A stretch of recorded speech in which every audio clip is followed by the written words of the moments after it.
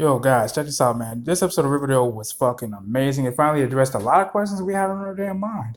And we were looking for someone to finally take it to these damn kids and be as real with them as possible. And really pretty much call them out on their bullshit.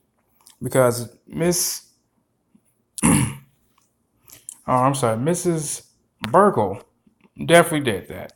First one up is Alice and Betty, aka Elizabeth Cooper. Betty's wondering why her mother is the way that she is. He comes to find out because Alice freaked out the fact that her daughter was on birth control and she didn't know about it, which Betty sees it as a way to protect herself, which is what Mrs. Burkles pretty much was behind Betty with. Especially when she found out that Alice was actually digging through her own daughter's diary. Miss Burgles shut that shit down quick in the motherfucker, because she literally said, and this is what she's came to a conclusion very quickly about. She says, Allison, well, I should say Alice wants to control Betty for as long as she can, because so in that way she can hold on to her childhood much longer. Even Alice says that she hasn't, Polly's out on her own. She has twins, and she loves Betty a lot more. And when they get home, Alice writes a check for Betty's college fund, and Betty says, "I love you more too, Mom." And granted, it's not, and it's a really good thing when you really think about it. Betty has the serial killer gene. Her mother joined a cult and is in the FBI. Not to mention Betty actually didn't get into Yale. So can you really blame the girl for doing what she's doing? I mean, her and Jughead literally sleep in the same bed, and I'm quoting Betty at that. Next up, we got my boy Archie. Archie just wants to protect everyone, man. He doesn't want to. He wants to make sure no one else hurts.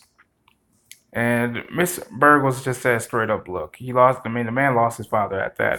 And then also, Miss Burgos says, look, you use your anger is literally your biggest problem. So throw away the mask, and I suggest you follow that you create a tip line, so then that way you can prevent these issues the safest way without hurting the people that you care about. So Archie seemingly followed her damn advice. Then the first call in the damn tip line, he grabs his bat and grabs his mask out the damn trash and went back to work. Oh, violence, have I missed you? Next up, my boy, I believe it's Cheryl. Yeah, Cheryl.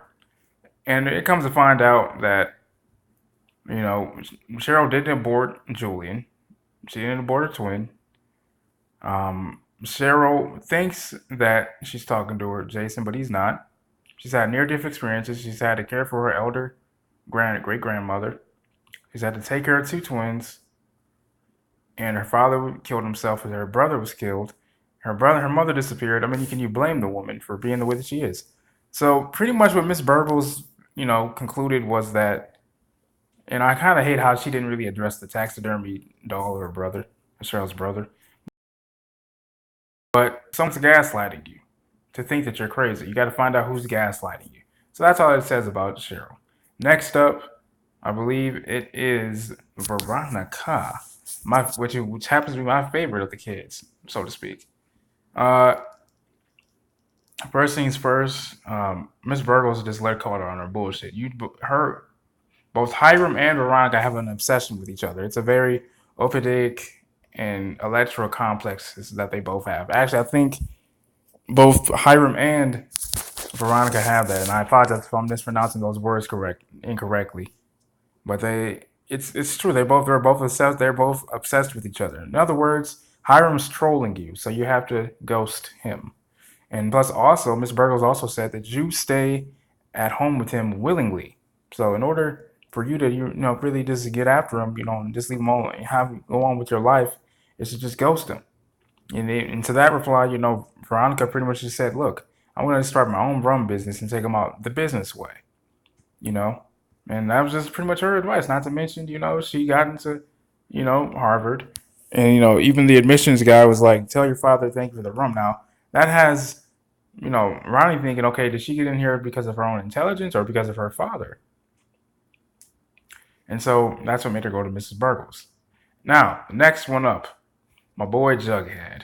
He uses his investigations as a way to neglect his writing. Now, and she also, suggested that Jughead see things from his father's perspective because Jughead remember, Jughead came into this thinking that his father blamed a wronged person, a wronged hero, so to speak, the wrong person, pretty much. He feels like, and so Miss Burgos was like, "Look, just see it from your father's perspective, and get back to your writing, you know."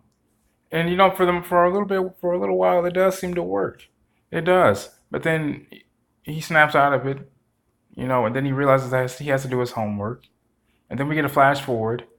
We see Donna and Brett at the police station with FP, and they said those are the kids, Archie, Betty, and Veronica, that killed Jughead. Are we really gonna believe Donna and Brett? Come on now, y'all. I don't think so. Not to mention, are we ever gonna address the Watcher who's leaving these random ass videotapes everywhere? You know what I'm saying, or voice recordings or whatever the hell they're doing. Let me know what you guys think in the comments below, man. What did you guys think about tonight's episode of Riverdale, man? Let your boy know in the comments below.